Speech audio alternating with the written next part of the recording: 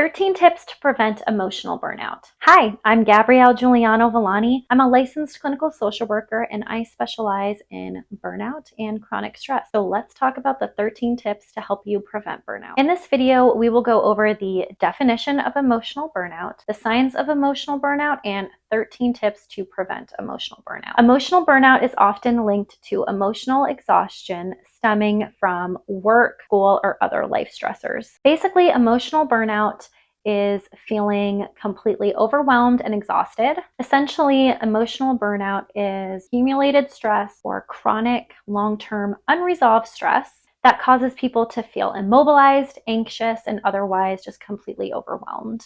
Certain careers include more inherent risk to emotional burnout because of the elevated levels of stress that they involve. Example of these high stress jobs include healthcare, caregiving, teaching, and social work. That said, emotional burnout does not discriminate and it can impact anybody. People who suffer from emotional fatigue tend to be empathetic. However, the weight of balancing their own emotions and the emotions of others can develop into emotional fatigue. People who suffer from emotional fatigue tend to be empathetic. The weight of balancing their own emotions and being overly sensitive to other people's emotions can develop into emotional fatigue. Common symptoms that could signal emotional fatigue are being isolated, changes in sleep patterns, so sleeping too much or not sleeping enough, mental exhaustion, physical exhaustion, more common health stuff, being more irritable, having an increase in headaches or getting sick often and not being able to get over those illnesses as quickly, difficulty concentrating or focusing, feeling depressed, an increase in anxiety, apathy, and decrease in productivity. There are things that you can do to deal with feeling overwhelmed and address emotional burnout before it becomes debilitating. Here's 13 tips to prevent or alleviate emotional burnout.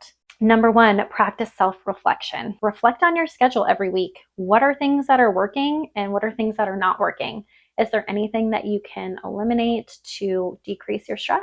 And make sure you're working in alignment with your goals and your expectations for yourself. Number 2, practice self-care and mindfulness technique. Things like going to yoga, deep breathing, meditating, whatever works for you to keep you present and grounded in the moment. Number 3, be honest with yourself. The first step in healing and getting help is recognizing that there's a problem in the first place. Number 4, be kind to yourself. Take time off to recharge, reset, and do something fun. Reevaluate those choices that are creating stress and burnout in the first place. Number 5, seek a mental health professional that specializes in stress management. Working through these things with a therapist who specializes in stress management or cognitive behavioral therapy can work with you on identifying negative thought patterns and how you can change them. Number 6, make small changes to make stress and overwhelm more manageable. This might look like thinking about a big project that feels really overwhelming and breaking it down into smaller steps. That makes it a little bit more digestible and easier for you to start instead of feeling overwhelmed with the big picture. Number 7, separate yourself from stressors that cause burnout. Reevaluate how things are going at work. Maybe you need to have a discussion with your supervisor about eliminating a task if it's causing you a lot of stress and burnout. If you're having stress at school, talk to the school counselor about ways to better manage your stress there. Focus on trying to create a healthy work-life balance. Set realistic limits about work to help you achieve this goal. Number 9, create healthy routines for when you wake up, during the day, and when you go to bed. Our brains love routines.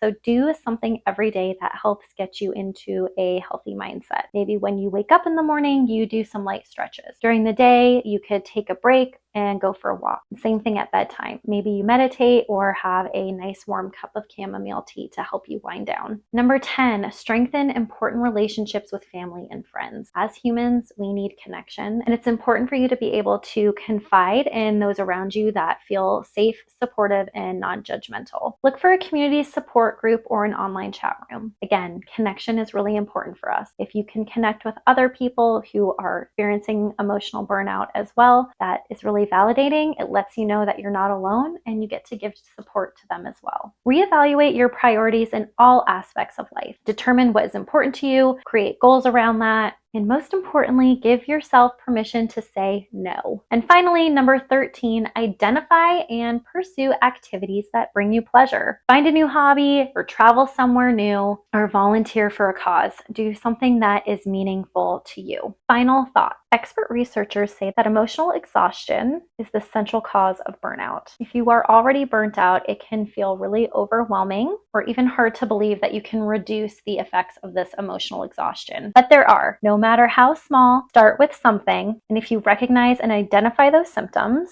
and take the proper steps to combat them, like we just listed in this video, you can prevent or even put a stop to emotional exhaustion.